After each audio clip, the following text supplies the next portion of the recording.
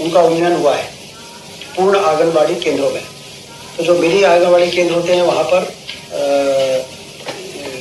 सहायिका का पद नहीं होता, एक आंगनबाड़ी कार्यकर्ता का होता था। अब पूर्ण आंगनबाड़ी हो जाने से 12,677 पद तो ये सृजित हो जाएंगे और 476 पर्यवेक्षण, क्योंकि जब ये पूर्ण हो गए तो 25 आंगनबाड़ियों पे जो एक सुपरवाइजर होता है, तो उसके हिसाब से 476 सुपरवाइजर के पद भी सैंक्शन आज कैबिनेट ने किया है और इससे 213 करोड़ रुपए का आर्थिक वार्षिक व्यय आएगा, जिसमें से 179 करोड़ राज्य शासन तय है। अरे साथियों, सभी को मेरा नमस्कार। दोस्तों, जो आज की अपडेट रहने वाली है तो मध्य प्रदेश आंगनवाड़ी भर्ती के संबंध में, जैसे कि दोस्तों अभी हाल ही में कैबिनेट में बैठक हुई जिसमें उप मुख्यमंत्री राजेंद्र शुक्ला जी के द्वारा बोला गया कि मध्य प्रदेश में 14,000 से अधिक रिक्त पदों पर आंगनबाड़ी की भर्ती की जाएगी। तो उसका क्या शेड्यूल रहेगा, क्योंकि जो फॉर्म भरा जाएगा ऑनलाइन भरा जाएगा, तो आपका जो एग्जाम होगा कि आपका पेपर होने के बाद मेरिट बनेगी या फिर आपके प्रतिशत जो आप 10वीं 12वीं 5वीं और 8वीं में जो आपने अंक हासिल किए हैं उस अंक के हिसाब से मेरिट बनेगी। क्या शेड्यूल है, आपको पूरा अपडेट लाइव ले चलते हैं, नोटिफिकेशन में पूरा दिखाएंगे कैसे मेरिट बनेगी और कैसे फाइनली जो मेरिट सूची है वो तैयार की जाएगी। तो ऑल एवरीवन, एक बार फिर से देवो ऑनलाइन में आप सभी का स्वागत है। चैनल में पहली बार आए हैं तो चैनल को सब्सक्राइब, वीडियो को लाइक और अपने दोस्तों के साथ भी वीडियो को ज्यादा से ज्यादा शेयर करिएगा।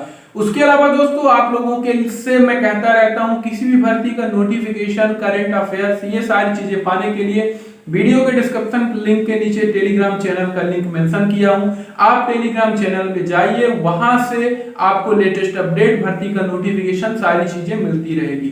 तो चलिए चलते हैं दोस्तों, वीडियो को स्टार्ट करते हैं। कार्यकर्ताओं एवं सहायिकाओं के चयन एवं नियुक्ति के संबंध में जो दिशा निर्देश जारी किया गया है, तो क्या क्या योग्यता होना चाहिए। पहली बात, आपकी जो आयु है 18 वर्ष से लेके 45 वर्ष के बीच होनी चाहिए, तभी आप एलिजिबल माने जाएंगे। दूसरी बात, आप मध्य प्रदेश के मूल निवासी होनी चाहिए तथा साथ में आप जिस ग्राम पंचायत से फॉर्म डाल रहे हैं उस मतदाता सूची में आपका नाम होना चाहिए। ये देख सकते हैं, ये लिखा है। यदि मतदाता सूची में नाम नहीं है तो आप अपात्र माने जाएंगे तथा साथ ही आपके पास निवास प्रमाण पत्र होना चाहिए। यदि आपका अभी निवास प्रमाण पत्र नहीं है तो आप बनवा लीजिए, क्योंकि फॉर्म की जो डेट है वो आने वाली है, तो उस टाइम पे फिर आप निवास प्रमाण पत्र बनवाएंगे, तब तक सर्वर डाउन रहेगा और डेट निकल जाएगी। फिर दोस्तों, इसके लिए क्या क्या जो चयन किसके द्वारा किया जाएगा, चयन समिति द्वारा आंगनवाड़ी केंद्रवार योग्यता सूची, मेरिट लिस्ट तैयार की जाएगी। मतलब साफ जाहिर होता है कि आपका एग्जाम नहीं होगा, जो बनेगी मेरिट सूची वो आपके योग्यता के आधार पर होगी। फिर दोस्तों, सूची तैयार करने हैं तो अधिकतम 100 अंक निम्नानुसार होंगे। किस चीज का कितना अंक मिलेगा वो भी मैं आपको बता देता हूँ। यदि अनुसूचित जाति, अनुसूचित जनजाति की महिला के लिए 5 अंक, गरीबी रेखा के नीचे रहने वाले परिवार की महिलाओं के लिए 10 अंक। इसके अलावा विधवा और तलाकशुदा जो हैं, 30 वर्ष से अधिक आयु है, अविवाहित महिला हैं, उन सब के लिए, फर्स्ट जो विधवा हैं, दूसरा जो तलाकशुदा हैं, तीसरा जिनकी 30 वर्ष से अधिक आयु हो गई है और अविवाहित महिला हैं, ऐसी महिलाओं के लिए 10 अंक मिलेंगे एक्स्ट्रा। इसके बाद आंगनवाड़ी केंद्रों की सहायिका, मिनी आंगनवाड़ी केंद्रों की कार्यकर्ता, शिशु शिक्षा केंद्र की दीदियों, शहरी विकास अभिकरण द्वारा संचालित बालवाड़ियों की शिक्षिका, उन सब के लिए दोस्तों यहाँ कितना अंक दिया जाएगा, 10 अंक दिया जाएगा। फिर हायर सेकेंडरी, यदि आपने हायर सेकेंडरी किया है तो उसका आपको 40% तथा 20 अंक एवं 40% से अधिक अंक पर प्रत्येक 2% पर 1 अंक। यदि आपका 40% से ऊपर है तो आपको 20 अंक मिलेंगे। एवं 40% से अधिक यदि आपके अंक हैं तो प्रत्येक 2% पर 1 अंक आपका बढ़ता जाएगा। यदि आप ग्रेजुएशन भी की हैं तो आपको 5 अंक और एक्स्ट्रा मिलेंगे। तो समझ गए आप कैसे मेरिट बनेगी। 100 नंबर हो गया। सपोज दैट यहाँ 100 नंबर के लिए महिला बाल विकास ने आंगनवाड़ी के लिए रख दिया है। अब आप गरीबी रेखा से नीचे हैं तो 10 अंक मिलेगा, आपको नहीं है तो नहीं मिलेगा। अनुसूचित जनजाति की महिला के लिए 5 अंक हैं। फिर जो तलाकशुदा, अविवाहित हैं, विधवा हैं, उनके लिए 10 अंक यहाँ रखा गया है, मतलब इनको पहली प्राथमिकता दी गई है। यदि आपका 40% से ऊपर है तो आपको 20 अंक एवं 40% से और ज़्यादा है तो प्रति 2 अंक आपका जुड़ता जाएगा। यदि आपने ग्रेजुएशन किया है तो 10 अंक, यदि आपका ग्रेजुएशन से ऊपर है, पीजी है, तो उसका 5 अंक आपको एक्स्ट्रा मिलेगा।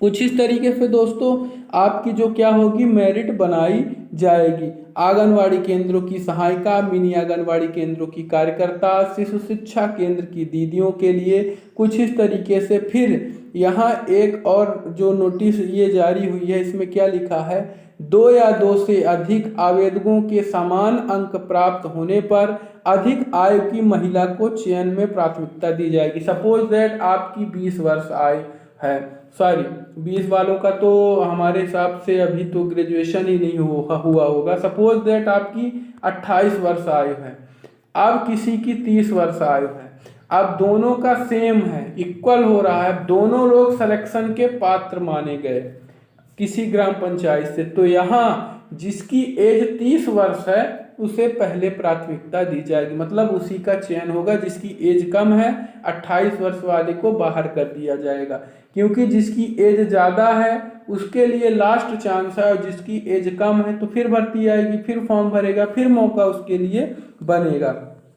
फिर बात करते हैं जो एज की क्राइटेरिया है, तो पहले ही बताया हूँ 18 वर्ष से अधिक होनी चाहिए आपकी एज, अब 45 वर्ष के बीच होनी चाहिए, तो आप इस भर्ती के एलिजिबल माने जाएंगे। फिर बात करते हैं कि आपको जिस आप नगरीय क्षेत्र से फॉर्म भर रहे हैं वहाँ का आपको निवासी होना चाहिए। सपोज दैट आप अब कहाँ के हो, आप इंदौर के हो, अब आप फॉर्म भर रहे हो रीवा से या सतना से, शहडोल से या रतलाम से या विदिशा से, तो ऐसा नहीं माना जाएगा। आप जिस क्षेत्र से हो, जो आपकी ग्राम पंचायत है, वहीं से आपको फॉर्म भरना है, तभी आपका इसको बेनिफिट मिलेगा, तभी आपको वरीयता मिलेगी। फिर इसके बाद दोस्तों बात करते हैं आगे नोटिफिकेशन में, तो आंगनवाड़ी सहायिका के पद हेतु न्यूनतम शैक्षणिक योग्यता 5वीं रखी गई है। मतलब जितनी भी आंगनवाड़ी सहायिका के लिए फॉर्म भर रही हैं दीदी लोग, उनका जो क्वालिफिकेशन है, आप 5वीं पास हैं तो इसमें फॉर्म भर सकते हैं। फिर बात करते हैं आंगनवाड़ी सहायिका के नियुक्ति के मापदंड 100 अंक बना दिए गए हैं। फिर आवेदन आमंत्रण, कैसे आवेदन आमंत्रण होगा आपका, आंगनवाड़ी कार्यकर्ता सहायिका के पद रिक्त होने पर कार्यकर्ता सहायिका के चयन हेतु आवेदन पत्र आमंत्रित किए जाएंगे। फिर बात करते हैं दोस्तों आगे जो नोटिफिकेशन है चयन समिति, तो चयन समिति द्वारा प्राप्त आवेदनों का परीक्षण आवेदन प्राप्ति की अंतिम तिथि से 10 दिवस के अंदर कर मेरिट लिस्ट के आधार पर अंतिम सूची की तैयार की जाएगी। मतलब जो चयन समिति का कार्य करेगी महिला बाल विकास के द्वारा 10 दिवस के अंदर जैसे ही फॉर्म क्लोज होगा आपकी मेरिट सूची तैयार की जाएगी। इसमें कौन कौन से चयन समिति में शामिल रहेंगे, अनुविभागीय दंडाधिकारी एसडीएम की निगरानी में होगी, बाल विकास परियोजना अधिकारी रहेगा, ग्रामीण परियोजना सदस्य, मतलब कुछ इतने अधिकारी रहेंगे, और उसके द्वारा जनपद अध्यक्ष, जनपद पंचायत, नगर पालिका अध्यक्ष, इन सब की निगरानी में ये भर्ती की जाएगी और भर्ती में पूरी पारदर्शिता रहेगी। फिर इसमें क्या कह रहा है कि आपत्तियों का निराकरण, सपोज दैट आप एलिजिबल हो, आपका चयन नहीं हुआ, दूसरी दीदी का हो गया, तो आप आपत्ति दर्ज कर सकती हैं। तो आपत्ति कैसे दर्ज करना है, अंतिम सूची के आधार पर नियुक्त प्रक्रिया के संबंध में आपत्ति परियोजना अधिकारी कार्यालय में आपको आपत्ति दर्ज करना है। कुछ इस तरीके से आपको समझ में आ गया होगा। और ये नोटिफिकेशन पाने के लिए आप सभी लोग टेलीग्राम चैनल ज्वाइन कर लीजिए, वहाँ से आपको ये पूरा शेड्यूल फ्री में मिल जाएगा। फिर फिर मिलते हैं एक नई जानकारी के साथ। तब तक आप लोग अपना ख्याल रखिएगा। जय हिंद, वंदे मातरम।